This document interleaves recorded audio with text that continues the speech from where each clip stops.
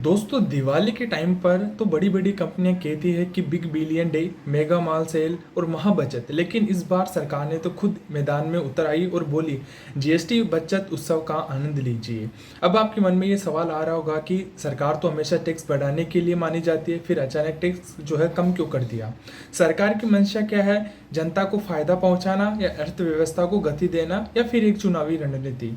तो आज की इस वीडियो में हम जीएसटी का पूरा इतिहास, वर्तमान और भविष्य जानेंगे कि हमें इनके जो है क्या जो हमें इनकी रिजल्ट देखने को मिल सकते हैं। तो आज की इस वीडियो में हम पूरा एक सब कुछ ये डिसीजन करेंगे। जिस भाई ने भी चैनल को सब्सक्राइब नहीं किया है पहले जाके सब्सक्राइब कीजिए, टेलीग्राम को ज्वाइन कीजिए ताकि आने वाली जो भी नोटिफिकेशंस वगैरह आपको मिलती रहे। तो जीएसटी से पहले क्या होता था वो हम पहले समझेंगे। तो जीएसटी आने से पहले भारत में 17 तरह के टैक्स और 13 तरह के सेस थे। हर राज्य का अपना एक जो है टैक्स सिस्टम था। गुजरात से माल अगर महाराष्ट्र जाता था तो अलग टैक्स था और महाराष्ट्र से यूपी जाता था उसका अलग टैक्स था। राज्य की सीमाओं पर चेक पोस्ट और चुंगी नाके लगे रहते थे। ट्रकों की लंबी लाइनें लगती थी और उस समय जो है समय की बर्बादी होती थी। तो सबसे बड़ी समस्या थी कि टैक्स पर टैक्स यानी कैश कार्डिंग इफेक्ट। एक ही प्रोडक्ट पर कई बार टैक्स लग जाता था और आखिर में उसका बोझ आम ग्राहक पर पड़ता था। अब बात करिए जीएसटी क्यों लाया गया।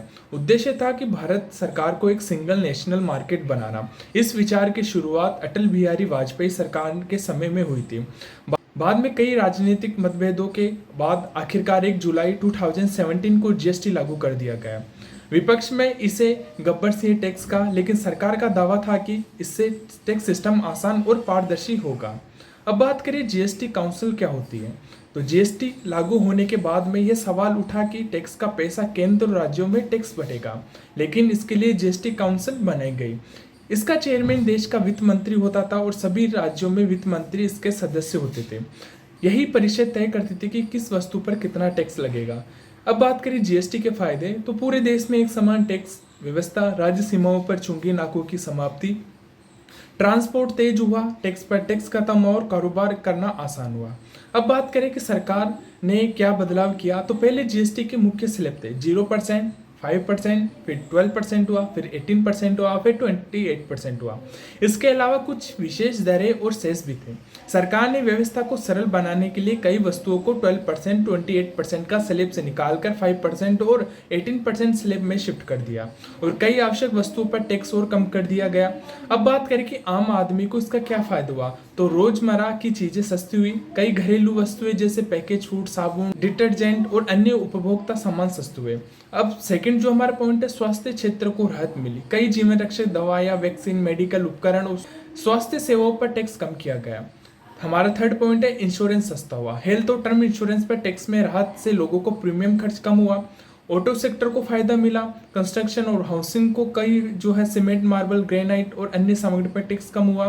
कृषि क्षेत्र में इसको जो है मशीनरी सस्ती हुई। होटल और टूरिज्म पर इसका जो है हमें काफ़ी ज़्यादा जो है टैक्स कम देखने को मिला। और सरकार ने टैक्स कम क्यों किया, जो मुख्य उद्देश्य है कि सरकार ने टैक्स कम क्यों किया, तो पहला कारण है कि सिस्टम को आसान बनाना। तो बहुत ज्यादा स्लैब और नियमों की वजह से लगातार विवाद हो रहे थे। सरकार व्यवस्था को सरल बनाना चाहती थी। दूसरा जो कारण है वो कंजप्शन बढ़ाना। चीजें सस्ती होगी तो लोग उसे खरीदना पसंद करेंगे। ज्यादातर खरीदी का मतलब है बाजार में ज्यादा पैसा घूमेगा और अर्थव्यवस्था को गति मिलेगी। इसका तीसरा जो मुख्य कारण था, रोजगार को बढ़ावा। सरकार ने उन्हीं सेक्टरों को राहत दी जहां रोजगार सबसे ज्यादा पैदा होते हैं, जैसे ऑटोमोबाइल, कंस्ट्रक्शन, होटल, कृषि, टेक्सटाइल। इन क्षेत्रों में मांग बढ़ाने पर कई नौकरियां पैदा हो सकती है। चौथा कारण था कि राजनीतिक टाइमिंग। विपक्ष का आरोप है कि आने वाली चुनावों को देखते हुए फैसला लिया गया है। सरकार इसे आर्थिक सुधार बता रही है। सरकार का नुकसान कैसे पूरा होगा इससे? सरकार का अनुमान है कि टैक्स कटौती में राजस्व में कमी आएगी, लेकिन सरकार की जो दलील है कि खरीदारी बढ़ेगी, जीएसटी संग्रह बढ़ेगा, अधिक लोग जीएसटी में रजिस्ट्रेशन करवाएंगे और लग्जरी वस्तु पर अधिक टैक्स में भरपाई होगी। तो ओवरऑल अगर निष्कर्ष निकालता हूं तो जीएसटी ने भारत को एक राष्ट्रीय बाजार बनाने में महत्वपूर्ण भूमिका निभाई है। नई टैक्स कटौती का उद्देश्य केवल चीजें सस्ती करना नहीं है, बल्कि उपभोग बढ़ाना, रोजगार पैदा करना और आर्थिक गतिविधियों को तेज करना भी था। अब ये फैसला जितना सफल होता है आने वाले समय में पता चलेगा। अगर वीडियो पसंद आई तो लाइक करना, चैनल को सब्सक्राइब करना ताकि आने वाली जो भी नोटिफिकेशंस वगैरह आपको इसी तरीके से मिलती रहे।